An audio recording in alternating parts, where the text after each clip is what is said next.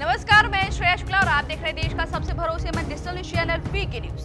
खबर की शुरुआत करें उससे पहले एक सवाल है, क्या आप तराजू में जिंदा मेढकों को तौल सकते हैं?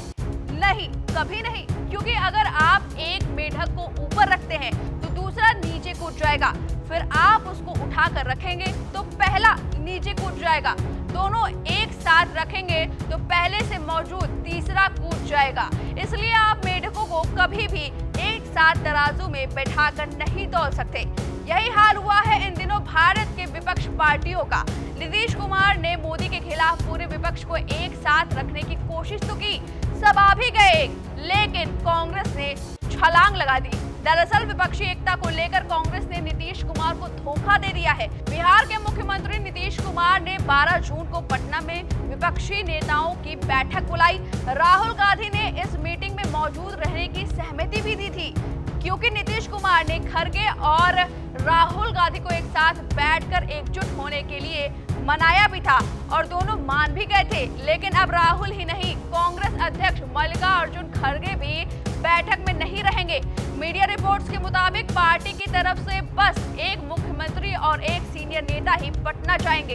बिहार कांग्रेस के अध्यक्ष अखिलेश प्रसाद सिंह ने इस बात की जानकारी दी। पटना जाने वाले मुख्यमंत्री अशोक गहलोत होंगे या भूपेश बघेल या फिर सिद्धारमैया, अभी तक इस बारे में जानकारी नहीं दी गई है। नीतीश कुमार पहले ही कह चुके हैं कि बिना कांग्रेस के विपक्षी एकता का कोई मतलब नहीं है।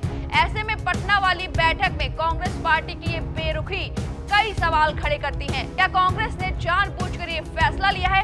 अगर हाँ, तो फिर इसकी वजह क्या है? कर्नाटक में सरकार बनाने के बाद से ही कांग्रेस का जोश हाई है। कांग्रेस किसी भी कीमत पर सुई बराबर राजनीतिक जमीन छोड़ने को तैयार नहीं है। पार्टी के केंद्रीय नेतृत्व को लगता है कि साल के आखिर में होने वाले कई राज्यों के चुनाव में उसकी ही सरकार बनेगी। ऐसे में वो विपक्षी एकता अपनी शर्तों पर करना चाहती है, इसलिए अभी भी वो बाकी विपक्षी पार्टियों का मूड देख रही है। अरविंद केजरीवाल के साथ रहे या न रहे, इस पर भी अब तक कोई फैसला नहीं हुआ है। इस मुद्दे पर कांग्रेस में एक राय नहीं है। कांग्रेस नेतृत्व आम आदमी पार्टी पर भरोसा करने को तैयार नहीं है। अगर देखा जाए तो विपक्षी एकता की बैठक पटना में करने का सुझाव बंगाल के मुख्यमंत्री ममता बनर्जी ने दिया था। वो इस मीटिंग में शामिल होंगी, लेकिन उनकी पार्टी टीएमसी और कांग्रेस के रिश्ते जग जाहिर हैं। कांग्रेस को कोसने का कोई भी मौका ममता नहीं छोड़ती हैं। जिस राज्य में जो पार्टी मजबूत है वही चुनाव लड़े। ममता के इस बयान से कांग्रेस के नेता गुस्से में हैं। पार्टी का केंद्र नेतृत्व अभी ममता के साथ देखने को तैयार नहीं है। अखिलेश यादव को लेकर भी कांग्रेस का अब तक यही स्टैंड रहा है।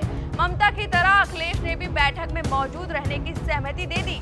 समाजवादी पार्टी ने कांग्रेस में गठबंधन कर 2017 का विधानसभा चुनाव लड़ा, लेकिन उसके बाद से रिश्ते दिन ब दिन खराब होते गए। अब तो अखिलेश को कांग्रेस और बीजेपी का स्वभाव एक जैसा लगता है। ऐसे में दोनों के बीच समझौता कैसे हो? सिर्फ कांग्रेस ने ही नीतीश की मुसीबतें नहीं बढ़ाई हैं, बल्कि इस बीच बिहार में उनकी सरकार में शामिल सहयोगी पार्टी के नेता जीतन राम मांझी ने उनकी टेंशन बढ़ा दी है। हम संरक्षक जीतन राम मांझी ने 2024 लोकसभा चुनाव के लिए महागठबंधन में 5 सीटों पर अपनी दावेदारी पेश कर दी है। जीतन राम मांझी ने लोकसभा चुनाव में अपनी पार्टी के उम्मीदवारों के लिए 5 सीट भी मांगी है। मांझी ने बिहार के सभी 40 सीटों पर अपनी पार्टी के मजबूत जनाधार की बात कही है।